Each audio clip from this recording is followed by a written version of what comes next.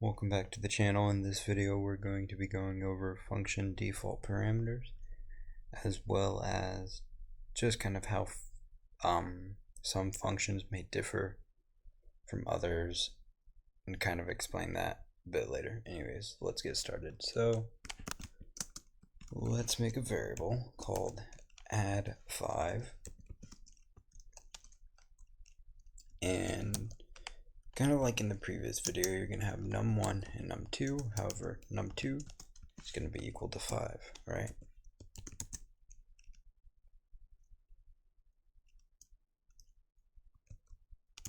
And we'll just go ahead and return num1 plus num2. And then we'll call it 10, right? And so in this one, we don't have to put the two parameters or the two variables, or we don't have to put two data points in there, because when we made the function, it already has the local variable of num2 equal to 5. It's already been declared, right, and initiated and all that other stuff. So in this one, we're passing in the value 10, but we're also passing in the value of 5, right? Because since num2 is already assigned a value, this value that we pass in automatically goes to num1, and if we were to add more parameters that were not assigned a value, it would go in order.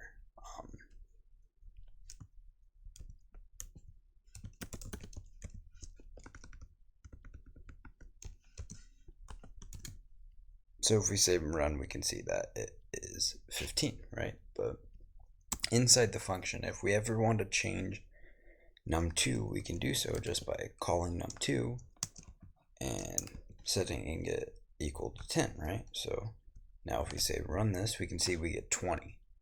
So you can initialize and also assign your parameter or your local parameter variables with a value, and you can also change them later on in that same function.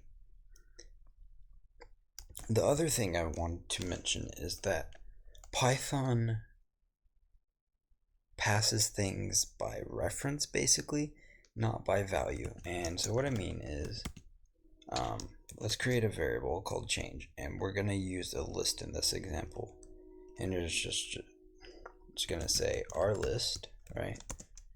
And then it's going to say our list.append. We're going to pass it in a list, and let's do 5, 6, 7, and then we'll just type in return, right? So then we'll create our list down here, and we'll set it equal to 1, 2, 3, 4, right? We'll pass in change our list, and then we'll print our list, right? So if we save and run that, we can see that 1 through 4, right? And then it appended 5, 6, and 7 through to the variable that we assigned outside of our function, right? Even though we called it our list and we never created the list in the function, it still added it. However, if we were to do, and we'll just say change this, we'll do the same kind of thing, right? So our list is equal to,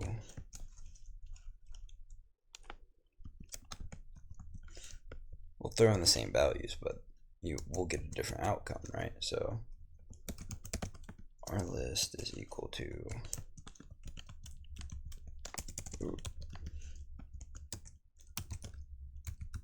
change this R list print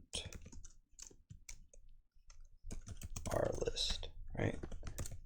If we save, did I mess it up somewhere? Oh, yep, out list. My bad. Save and run that again, and you can see that in the first one up here we get the 1, 2, 3, 4, all that, right? So this one, and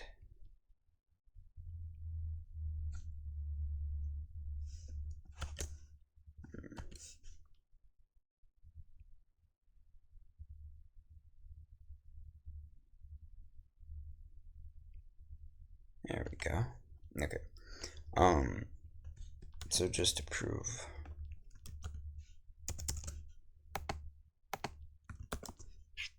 that this does this, we'll save and run it, and we can see that it prints out 1, 2, 3, 4, right? Because right here, what our list does is it defines it.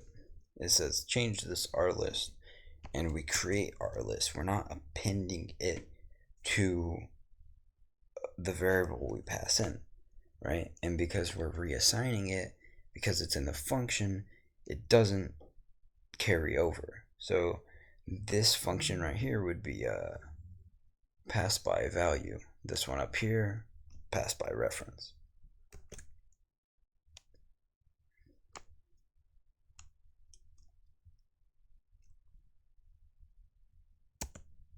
And that's it for this tutorial. Gonna cover functions a little bit more because there's a little more things that I want to cover that I feel like you guys should know about them. But if you guys have questions, leave them in the comments down below and I will try my best to answer them. Other than that, if you enjoyed the video, hit the like, subscribe button, and yeah, that's it. Till next time.